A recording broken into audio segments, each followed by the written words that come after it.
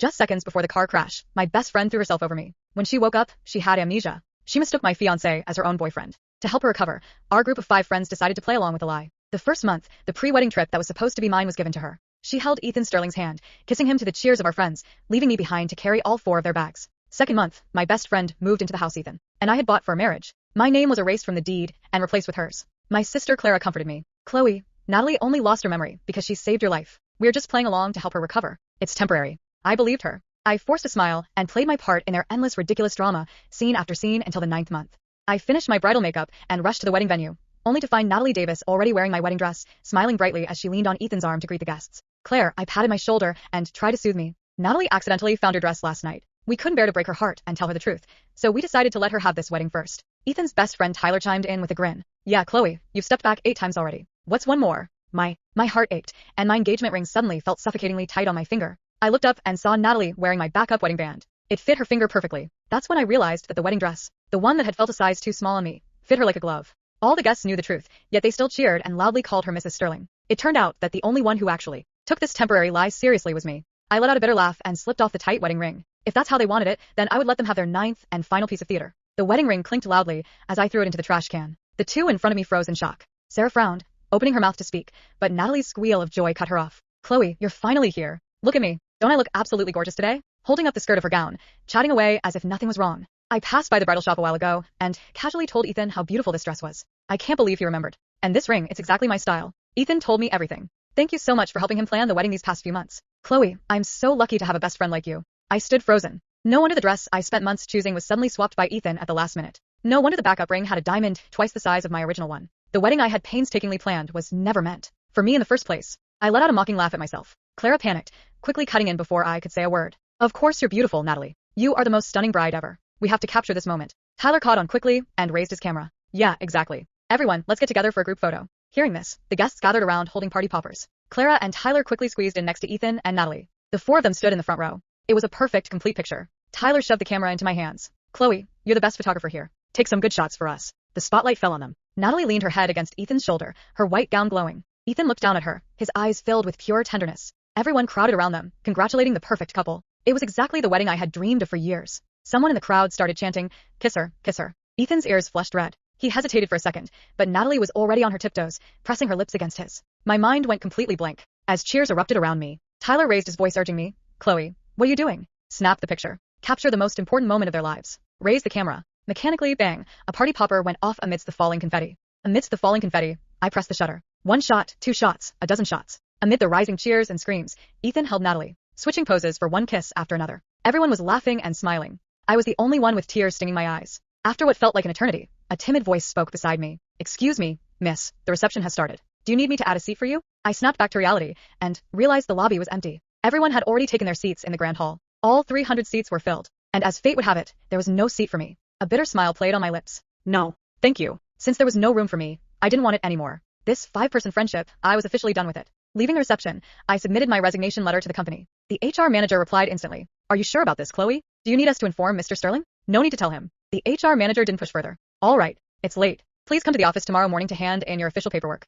After confirming, I went home to pack. My phone buzzed on Snapchat. In the group chat, named Natalie's Recovery Project, Clara tagged me. "Chloe, did you throw a tantrum and leave again?" Natalie was so looking forward to this wedding with Ethan, we couldn't bear to let her down, so we planned a mock wedding for her. We were worried you'd be upset, so we didn't tell you the truth. Tyler chimed in with his usual mocking tone. "Yeah, Chloe, Natalie lost her memory saving your life. Don't be so petty all the time." Ethan sent only a few short words. "Be good. I'll throw you an even bigger wedding next time." Promises like this, I had heard them 1,000 times. I waited and waited, only to receive broken promises time and time again. This time, I was done waiting. With a swipe of my finger, I left the group chat. Then I turned back to my packing. Under my pillow, I found a journal. It was the love diary Ethan had written for me the day Natalie moved into our house. Worried she would feel uncomfortable, the 3 of them threw away our couple photos and our customized couple ornaments. I erased every single trace of my history with Ethan. Only this journal had been secretly hidden by me. It had been my only comfort through countless sleepless nights, helping me survive the pain. But from now on, I didn't need it anymore. I tossed the journal into the trash. I turned around only to notice that the roses I had planted on the balcony had been replaced with sunflowers. Natalie's favorite.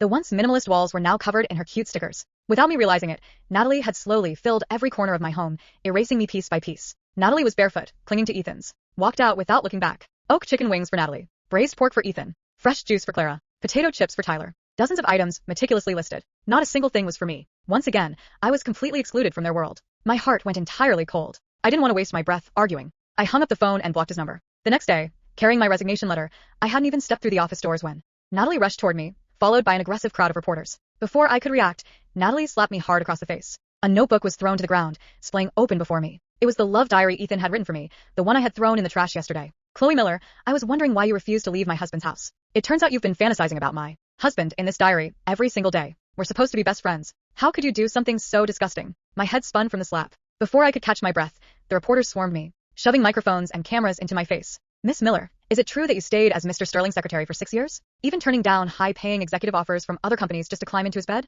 Have you been staying at Miss Davis's home these past few months just to steal her husband? The blinding camera flashes made it impossible to open my eyes. Passers-by stopped to watch, and a wave of insults washed over me. My head spun, but I couldn't take it anymore. I screamed out the truth. I didn't write those diaries. Ethan wrote them for me. You're the one with amnesia. You mistook Ethan as your boyfriend. The person Ethan was supposed to marry was me. The crowd fell silent for a second. In the next moment, Clara pushed through the crowd and rushed at me lap, another hard blow landed on the other side of my face. With tearful eyes, Clara turned to the cameras and apologized. I'm so sorry, everyone. My sister's been obsessing over Mr. Sterling for years, but I never imagined she would write something so disgusting, let alone slander Mr. Sterling like this. Holding my burning cheeks, I stared at her in utter disbelief. Tyler and Ethan pushed through the crowd and stepped forward. Tyler sneered at me. Chloe, you're trying to steal Natalie's husband. Are you really that desperate for a man? Ethan suppressed the guilt in his eyes and spoke with cold composure. Miss Miller and I are just ordinary colleagues. We have never crossed any boundaries. My only wife is and always will be Natalie. The very last spark of hope in my heart was brutally extinguished. The crowd jeered mockingly. I knew it. How could Mr. Sterling ever want to marry someone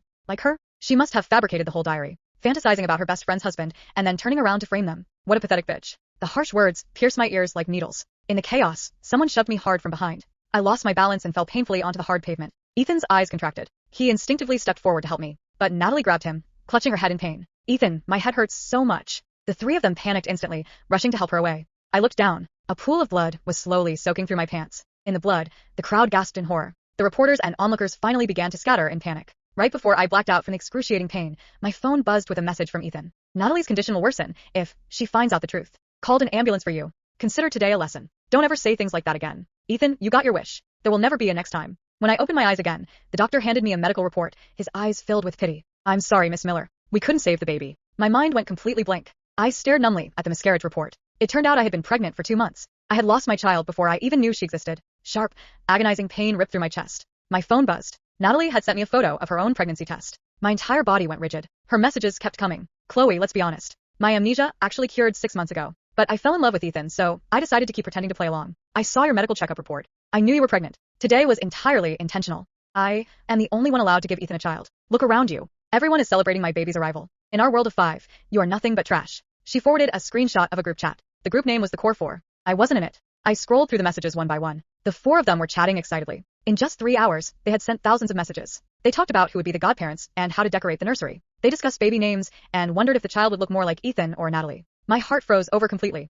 Took the miscarriage report and signed it. Then I handed it to the doctor, along with my resignation letter. Doctor, please deliver these to Ethan Sterling for me. Since I was nothing but trash in their world of 5, then for the rest of my life, I wouldn't leave any room for them either. On the other side of town, Natalie was gently rubbing her belly, surrounded by the adoration of Clara and Tyler. Watching the scene, Ethan felt a nagging headache. That night, he had drunk too much. In his drunken stupor, he had mistaken Natalie for Chloe.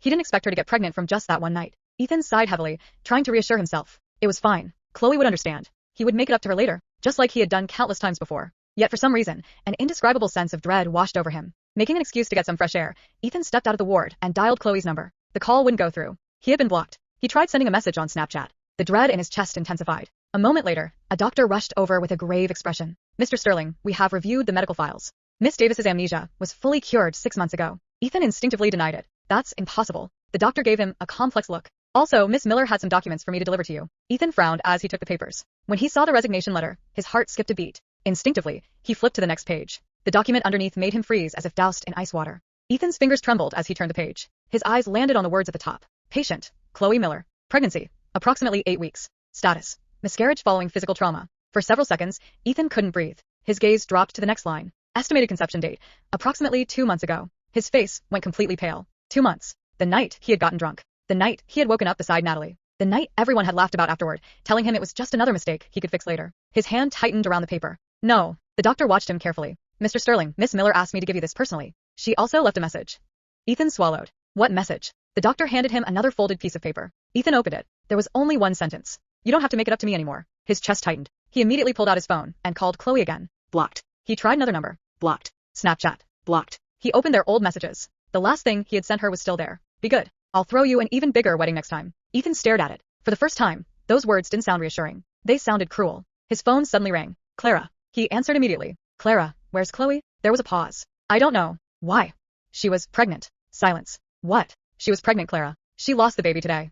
Clara's voice went faint. That's impossible. She gave the doctor her medical report. Clara stopped speaking. Ethan's jaw tightened. Did you know? No. Did Natalie know? Another silence. That was enough. Ethan's expression changed. Clara. I didn't know she was pregnant, Clara whispered. I swear. But you knew Natalie was pretending.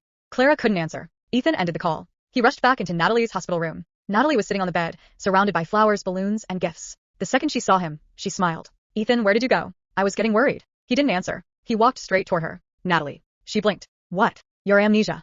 Her smile disappeared. Ethan held up the doctor's report. It was cured 6 months ago. Natalie's face went blank. For once, she didn't have an excuse ready. Ethan stared at her. You knew. She slowly lowered her eyes. I remembered everything. Since 6 months ago? Yes. His voice cracked. And you still pretended? Natalie stood up. I love you. That isn't an answer. You were going to marry Chloe. Yes. His shout startled everyone outside the room. Ethan took a shaky breath. You knew she was my fiance. You knew she was pregnant. You knew exactly what you were doing.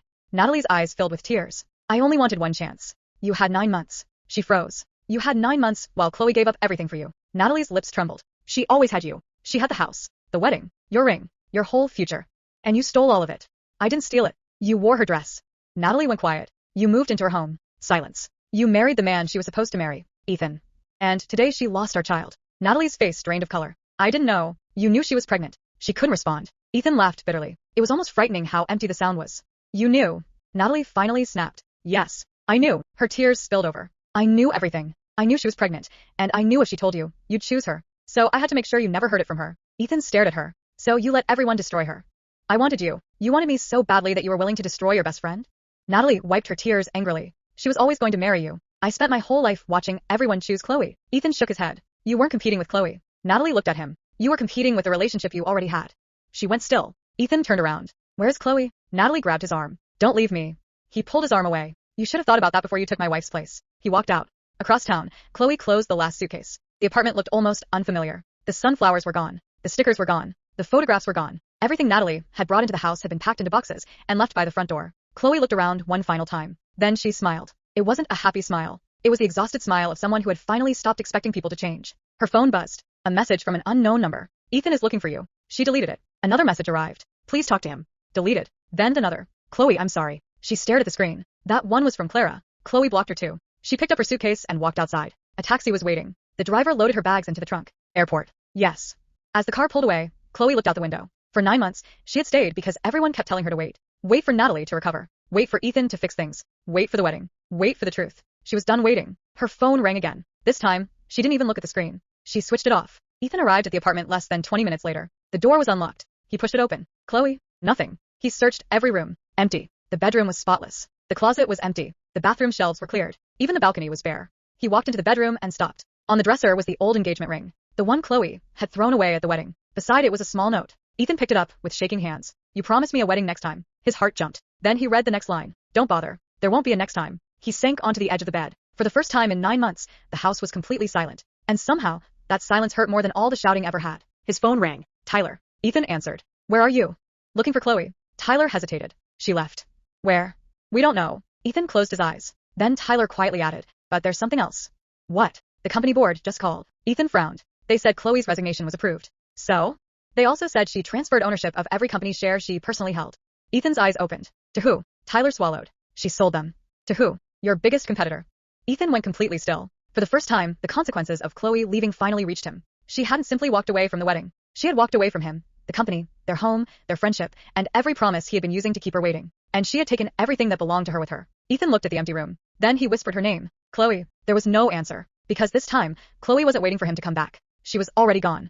3 months later, Chloe Miller's name was everywhere. Not because she had returned to Ethan. Because she had become the youngest executive partner at Sterling's biggest competitor. The company that Ethan had spent 10 years building suddenly found itself losing contracts one after another. Every morning, another headline appeared. Chloe Miller joins rival firm. Former Sterling secretary becomes executive partner. Mysterious woman behind the company's rapid expansion revealed. Ethan pretended he didn't care. He lied to himself every morning. Then he'd secretly open the articles and stare at her photographs. Chloe looked different. She was smiling. Actually smiling. And beside her was a handsome man named Adrian Vale, the youngest director of the company. The internet immediately started calling them a couple. Ethan hated every single article. One morning, Tyler dropped his phone onto Ethan's desk. She's attending the charity gala tonight. Ethan looked up. So?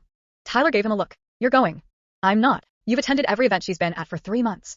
Ethan's expression darkened. That's coincidence. You followed her to Paris. Business trip. She was in Paris for a fashion conference. So was I. You don't know anything about fashion. Ethan stared at him. Tyler sighed. You're pathetic. Ethan stood. I'm going to the gala. Of course you are. That evening, Chloe walked into the gala, wearing a black evening gown. The room immediately turned toward her. She wasn't trying to impress anyone. She didn't need to. Adrian walked beside her, carrying her coat. You're staring again. Ethan's face stiffened. He hadn't even realized Adrian was looking directly at him. Adrian smiled. Don't worry. I understand. Understand what? You're the ex-fiancé. Ethan's jaw tightened. Chloe glanced over. Their eyes met. For 1 second, neither moved. Then Chloe smiled politely. Mr. Sterling. Ethan's heart nearly stopped. She had once called him Ethan. She had whispered his name in the dark. She had fallen asleep against his chest. Now she called him Mr. Sterling. Chloe. Adrian placed a hand lightly against Chloe's back. Shall we? She nodded. Of course. They walked away. Ethan's hand clenched around his glass. Tyler appeared beside him. Don't. I didn't do anything. You were about to throw that champagne glass at Adrian. I was not. You were absolutely about to. Across the room, Natalie suddenly appeared. She had lost almost all of her social circle. After her deception became public, Clara and Tyler had been forced to admit everything. The fake amnesia, the wedding, the pregnancy, the lies. The whole thing had exploded online. Natalie had become the villain of the story overnight. But she still believed she could get Ethan back. She walked toward him. Ethan. He immediately stepped away. Don't. Her face crumpled. I've been trying to talk to you. I don't want to hear it. You still love Chloe. Ethan looked at her. Yes. Natalie's eyes filled with tears. Then why won't you go after her? His voice was quiet. Because I already chased her away. Natalie grabbed his sleeve. I can fix it. Ethan pulled his arm free. You were supposed to be my best friend's sister. She froze. You knew what she meant to me. I loved you. And Chloe loved you. Natalie burst into tears. I was scared. You should have been scared of losing her. Natalie stared at him. For once, Ethan didn't comfort her. He simply walked away. Later that night, Chloe stepped outside onto the balcony. She needed air. The city lights stretched beneath her. Then she heard footsteps. She didn't turn around. Ethan. She knew it was him. You shouldn't be here. I know. Then leave. He stopped a few feet away. I wanted to apologize. Chloe laughed softly. 3 months late. I know. 3 months isn't enough. I know. She finally turned. Ethan looked exhausted. He hadn't shaved properly. His suit was wrinkled. His eyes were red from lack of sleep. For once, the polished sterling air looked completely broken. I lost the baby, Chloe said quietly. Ethan's face twisted. I know. You didn't even know I was pregnant. I know. You told me to consider the humiliation a lesson. His eyes closed. I know. You told everyone I was obsessed with you. I know. You stood there while your friends slapped me. His voice broke. I know. Chloe's eyes filled with tears. Then why are you here? Ethan looked at her. Because I finally understand. She waited. I didn't lose you when you left. He swallowed. I lost you every time I chose someone else's feelings over yours. Chloe's lips trembled. For a moment neither spoke. Then Ethan reached into his pocket. He pulled out a small velvet box. Chloe stared at it. The original ring. Her eyes widened. I found it in the trash. He opened the box. The ring was still there. I had it cleaned. Chloe looked away. Ethan, I know you don't owe me another chance. He stepped closer. I know I don't deserve one. Her eyes filled with tears. But I still wanted you to know something. What? He smiled bitterly. The wedding I promised you. He looked at the ring. I finally realized I didn't want a bigger one. His eyes met hers. I wanted the one I ruined. Chloe's tears slipped down her cheeks. Ethan didn't touch her. He simply stood there, waiting. Then Chloe whispered, You really are an idiot. A tiny smile appeared on his face. I know. She wiped her tears. An unbelievably stupid idiot. I know. Your taste in women is terrible. I know. She laughed despite herself. Ethan's eyes softened. Then Chloe's smile faded. But Ethan, he straightened. You lost me. His expression collapsed. I know. And I'm not the girl who will wait for you anymore. She walked past him. Ethan didn't stop her. But just before she reached the door, Chloe paused. Without turning around, she whispered, maybe if you'd realized that 9 months earlier. She didn't finish. She didn't need to. Ethan stood alone on the balcony. The door closed behind her. And inside the gala, Natalie watched everything from across the room. Her face twisted with jealousy. She picked up her phone. There was one person she hadn't contacted yet. Clara. She typed 3 words. I have proof. Then she smiled. Because if Chloe thought her nightmare was over, she was about to discover that Natalie had one last secret left. Natalie's proof turned out to be explosive. By midnight, she had sent Clara everything. Photos, messages, bank transfers, and one hospital document. Clara's face went white. Natalie, where did you get this? Natalie smiled through her tears. From Chloe's old medical file. The next morning, the file was leaked online. The headline spread everywhere. Chloe Miller's miscarriage may not have been an accident. Ethan nearly dropped his phone. He rushed to the hospital. The doctor looked terrified. Mr. Sterling, the original report was altered. What? The injuries Chloe suffered were consistent with the fall, but he hesitated. There was another medication in her blood. Ethan's face hardened. Who gave it to her? The doctor lowered his voice. We traced the prescription. Ethan already knew the answer. Natalie. Natalie was arrested before she could leave the country. She screamed the entire time. I only wanted Chloe to disappear. Ethan stared at her in disbelief. You caused her miscarriage. I didn't know it would happen. You knew she was pregnant. Natalie broke down. I wanted you. Ethan stepped back. You ruined everything for a man who doesn't even love you. That sentence destroyed her. Meanwhile, Chloe was sitting in Adrian's office when Ethan arrived. She looked up. What happened? Ethan placed the evidence on the desk. Natalie confessed. Chloe slowly read everything. Her hands trembled. Adrian immediately moved beside her. Chloe. She shook her head. I'm fine. Ethan stared at her. I should have protected you. Chloe looked at him. You should have believed me. I know. You should have stopped them. I know. You should have chosen me. Ethan's eyes reddened. I know. Chloe closed the file. Unfortunately, knowing it now doesn't change anything. Ethan nodded. I understand. He turned to leave. Then Chloe called his name. Ethan. He stopped. She looked at him for several seconds. I don't hate you anymore. His eyes lifted. But I don't love you either. His face fell. Chloe smiled sadly. I'm choosing myself this time. And that was the end. 6 months later, Chloe opened her own company. Adrian became her business partner. Clara publicly apologized and disappeared from her life. Tyler sent her flowers every month until Chloe finally texted him. Stop sending flowers. They're expensive. Tyler replied. So you're not completely heartless. She laughed. Ethan never remarried. He sold the house. He kept Chloe's old wedding invitation inside his desk. And every year on the date of their original wedding, he went to the same restaurant alone. As for Chloe, she stopped looking backward. 1 year later, she stood on a beach overlooking the ocean while Adrian approached with 2 drinks. Ready? She smiled. Where are we going? Anywhere you want. Chloe took the drink. Then let's go somewhere I've never been. They walked toward the sunset together. And somewhere behind them, the life Chloe had once begged to keep was finally nothing more than a story she no longer needed to remember.